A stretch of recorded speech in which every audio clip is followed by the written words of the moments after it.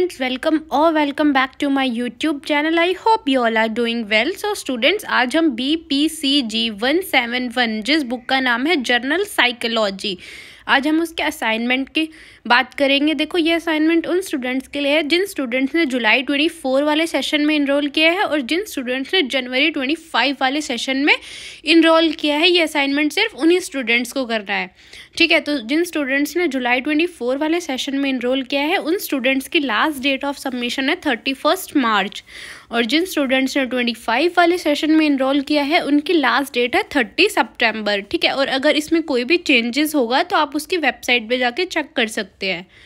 आपका ये assignment 100 marks का होगा, ठीक है, जिसमें कि आपके 3 सेशंस होंगे, assignment 1, assignment 2 and assignment 3। Assignment 1 में आपके 2 क्वेश्चंस रहेंगे जो कि ईच क्वेश्चन आपका 20 मार्क्स का होगा।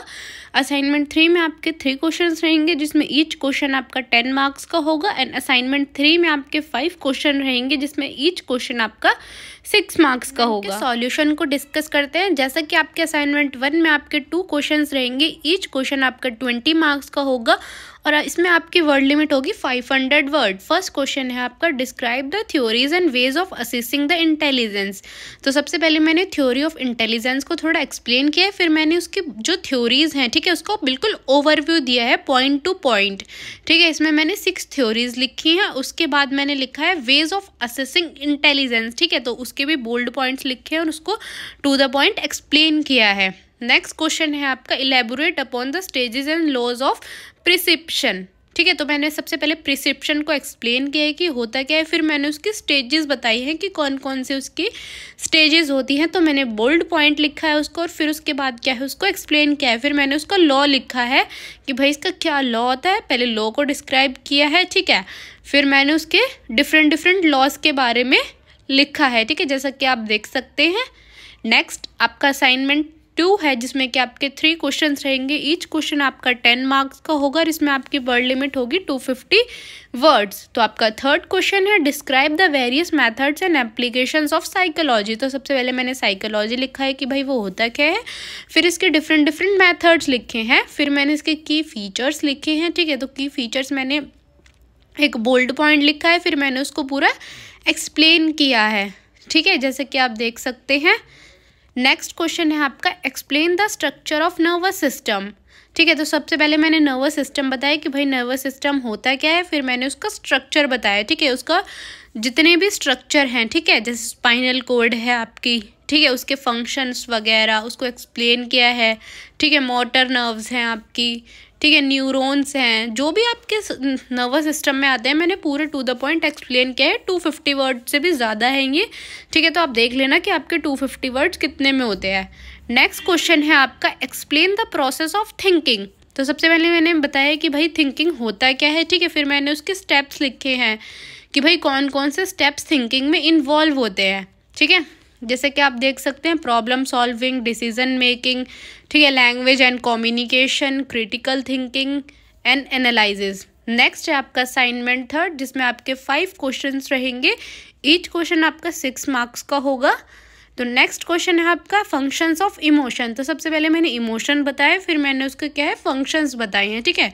तो इमोशंस के बहुत सारे फंक्शंस होते हैं, तो आप कोई भी लिख सकते हो, ये आपकी चॉइस है, ठीक है। नेक्स्ट क्वेश्चन है, मैसोल हायरार्की ऑफ नीड्स। तो सबसे पहले मैंने मैसोल्स हायरार्की ऑफ नीड्स को थोड़ा एक्सप्लेन किया है, फिर मैंने टॉप से लेके बॉटम तक उसको एक्सप्लेन किया है कि उसके कितने लेवल्स होते हैं, ठीक है। नेक्स्ट क्वेश्चन है आपका 8th question, concept of problem solving.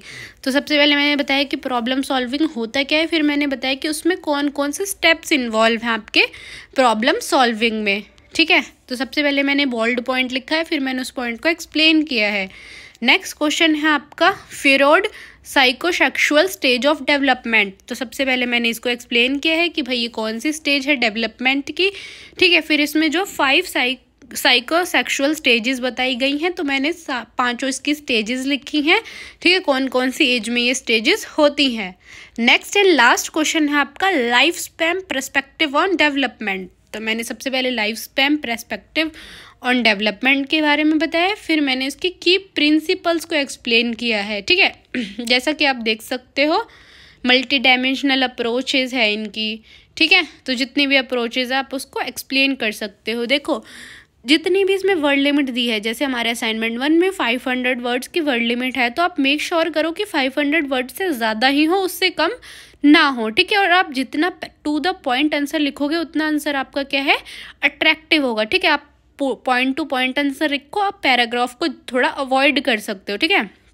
ये एक बेसिक रूल होता है कि भैया पैराग्राफ अवॉइड करके टू द पॉइंट आंसर लिखो, आप बोल्ड पॉइंट बनाओ और फिर उस पॉइंट को एक्सप्लेन करो, वो ज़्यादा इंप्रेसिव और अट्रैक्टिव लगता है, ठीक है। जो आपको वर्ड लिमिट दी गई है उससे ज़्यादा ही लिखो, उससे कम मत लिखो, ठीक है। क्योंकि जो भी आपका असाइनमेंट चेक करेगा उसको पता चल जाएगा कि भाई 500 वर्ड्स इतने में कंप्लीट होते हैं, आपने तो उससे कम लिखे हैं, तो आपके ऑटोमेटिक क्या है वो मार्क्स वहाँ पे कट हो जाएंगे। आई होप कि आपको ये असाइनमेंट समझ आया होगा। अगर फिर भी आपको कोई डाउट है तो आप मेरे से कमेंट्स में पूछ सकते हैं। और अगर आपको इस असाइनमेंट की सॉल्व PDF चाहिए तो मैं अपने क्वारे ग्रुप का लिंक डिस्क्रिप्शन में दे दूँगी, आप मेरे को DM कर सकते हैं, मैं आपको प्रोवाइड कर दूँगी। And thank you for watching.